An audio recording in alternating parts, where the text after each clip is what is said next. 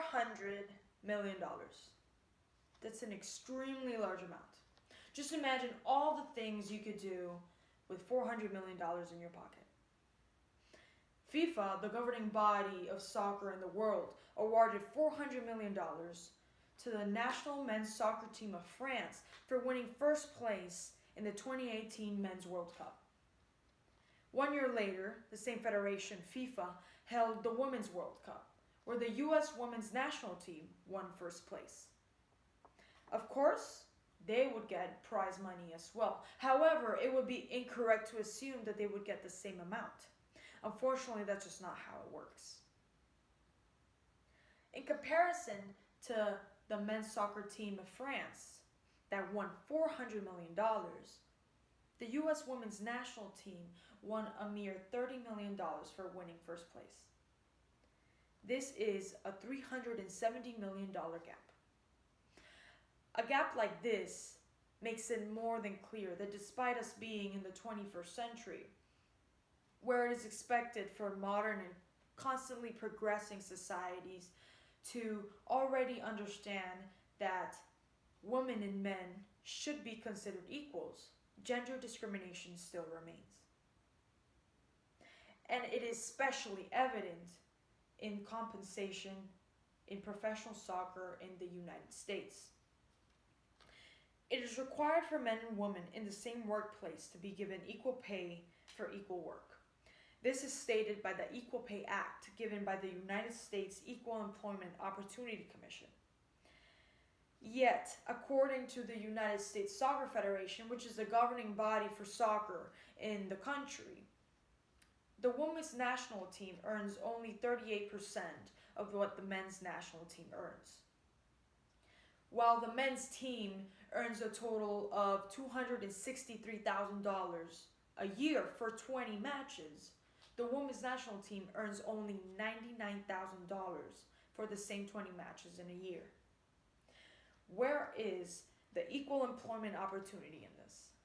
Why does the United States Soccer Federation refuse to close this gap? In a lawsuit made by 28 players of the United States women's soccer team in March 2019 against the United States Soccer Federation, the federation asserted that this pay gap was due to, and I quote, women's national team and men's national team players not performing equal work requiring equal skill, effort, and responsibility under similar working conditions. They even attributed the pay gap to difference in biology.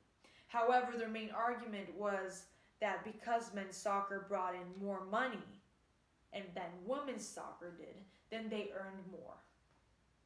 While the latter may be true in the Men's World Cup, it is completely false when observing the revenue generated by the women's national team in the United States.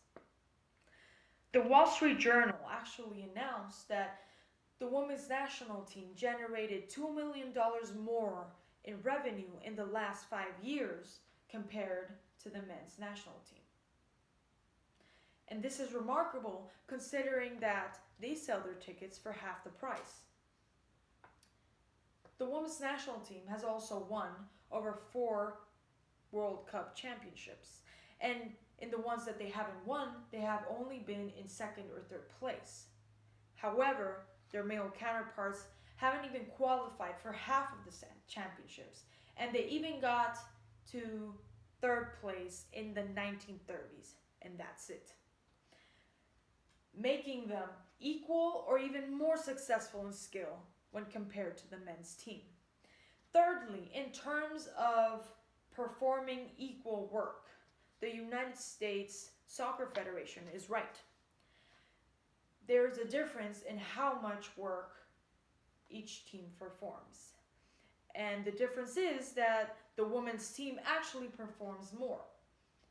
And not by 1 or 2 matches, but actually by an average of 19 matches more than the men's national team, as reported by the federation itself.